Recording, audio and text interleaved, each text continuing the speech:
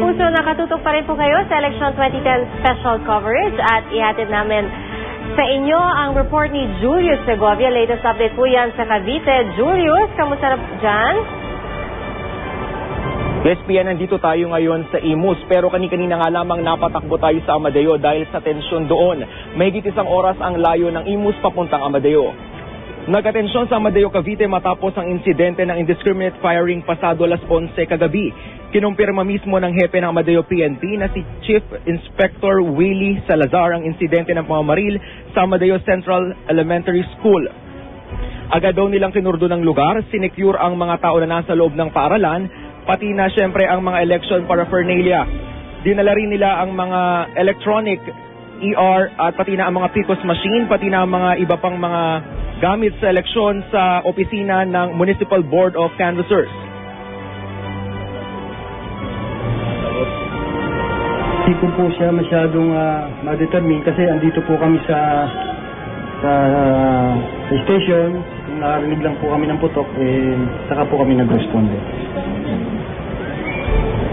Yan ang makausap nga natin itong mga election officer pati na yung mga observer ng PPCRV sa Municipal Board of Canvassers.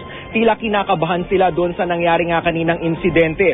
Dumaparaw nga sila mula doon sa kanilang kinalalagyan dahil nga sa takot na sunod-sunod ang mga putok na kanilang narinig. Nawalan pa raw ng kuryente doon sa lugar kaya agad silang at lalo nga silang kinabahan doon sa pangyayari. At dahil nga doon, pero hindi naman daw naantala ang operasyon doon sa canvassing area kahit pa nawalan ng kuryente dahil naka-standby naman daw ang kanilang generator doon sa lugar. Oo, nakakatakot kasi una, pinatay yung ilaw pagkatapos yung mga warning shot. Walang nakakaalam kung ano nangyari sa labas dahil nasa loob kami kasi inilak din nila yung pinto, ayaw kaming palabasin ng election officer.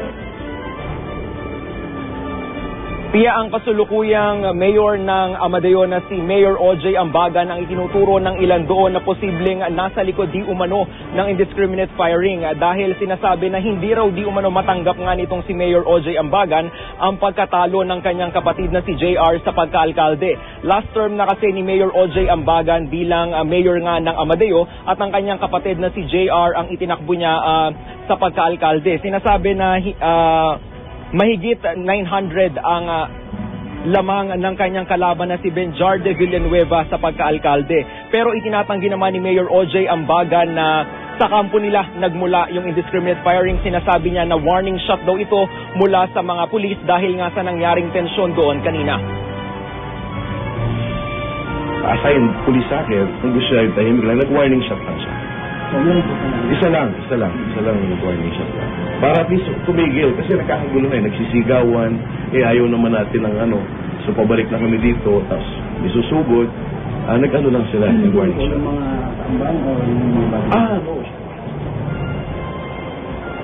Sa itinakbo ng kampanya doon sa Amadeo, hindi makapaniwala si Mayor OJ Ambagan na matatalo ang kanyang kapatid na si JR dahil labis daw ang pagmamahal sa kanila ng mga taga-Amadeo, lalo pat halos 47 years na raw nanungkulan ang kanilang pamilya doon sa bayan. Mula pa raw sa kanilang lolo nga ay nanungkulan na bilang alkalde doon sa lugar.